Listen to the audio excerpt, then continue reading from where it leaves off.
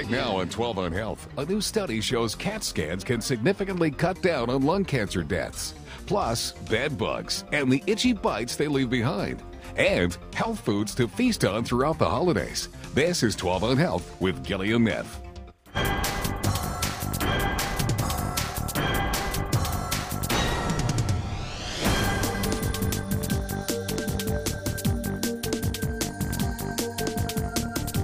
Hello everyone, welcome to this edition of 12 on Health. You're watching News 12 Connecticut, as local news gets. We have two incredible authors with us today, and what makes them so incredible is their books draw from their own challenging life experiences, and their books are designed to help others sail through some of the high seas in life with greater ease. We start with a Westport native who has firsthand understanding of breast cancer. Andrea Reiser is the co-author of this book, Letters from Home, a wake-up call for success and wealth. Reiser is here now to share what she wants other women to know about breast cancer and her motivation to work with her husband to write the book. Thanks for being here. Thanks so much for having me, Gillian. You understand breast cancer from a couple of different perspectives. Number one, your mom had it. My mom was diagnosed with breast cancer at age 61.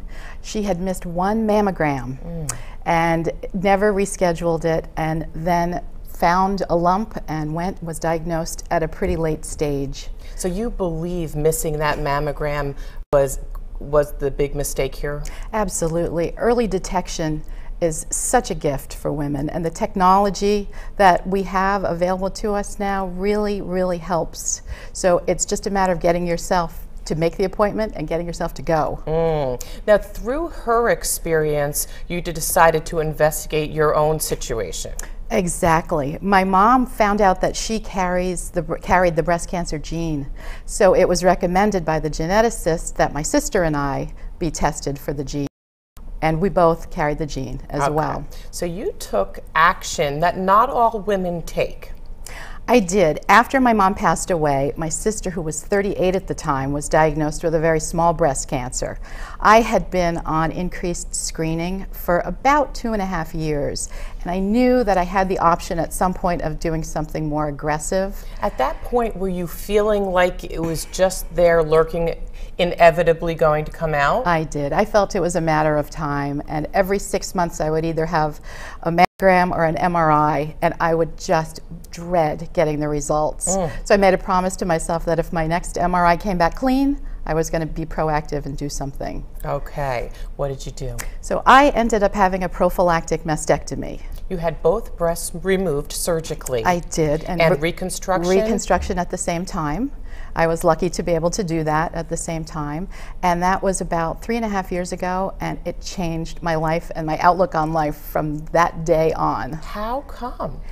Looking at life with no regrets is just, it's so freeing. It's such a fabulous way to live life. That is a big part of this book, Letters from Home. Why do you want others to know about this? How do you think this will help others? It helps in the way you look at life and the way you make decisions about life and really living life to the fullest. You realize how short and precious time on earth is. And if you can use that as a gauge to make decisions and to do things in life, it really helps. Was there a point where you felt like you were harboring too many regrets? I don't know that I ever lived my life living with too many regrets, but I know that I really look at every single thing I do now as with that measure. So gratitude comes into play. Gratitude comes into play every single day, from the moment I open my eyes in the morning to the moment I go to bed at night. Now, this is also a book for parents. What are some of the tips that you can pull from it? Well, the book, we actually wrote it to highlight 15 values that used to make this country so wonderful and fostered independence in the country and have slowly disappeared. Things like hard work, resilience, education, unfortunately, which is a foundation of everything, accountability.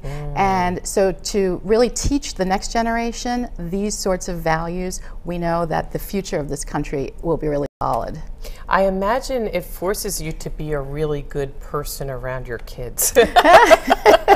The whole role model thing is like times 10 with you. That's true, and it should be true with everyone. I love a quote by Jamie Lee Curtis, and she said, "Kids are like paparazzi. They snap a picture of you at your worst moment and play it back to you with their behavior." Whoa, and with the words too. And with words too. Isn't it amazing? They're sponges and they soak it all in. They do. So at what age, at what point in your child's age and development do you think you need to start being a really good role model? As young as possible. The moment they're born. They're all eyes from the moment they're born, and they're watching what you do.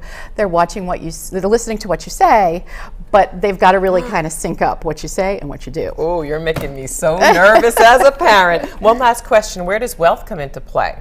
Wealth comes into play both in having a rich life and also a little bit about saving and spending and budgeting. My co-author, my husband, is a wealth manager. Oh. So he takes it from a little bit more of a financial point of view. Well, you guys are quite a team, and this book is really something. Letters from Home, it's on bookshelves now. Stay with us because you will want to see our next guest. She was addicted to eating, overeating herself, sick, and her weight got up past 340 pounds. Get a good look at this before picture because we're about to reveal how she looks after major weight loss.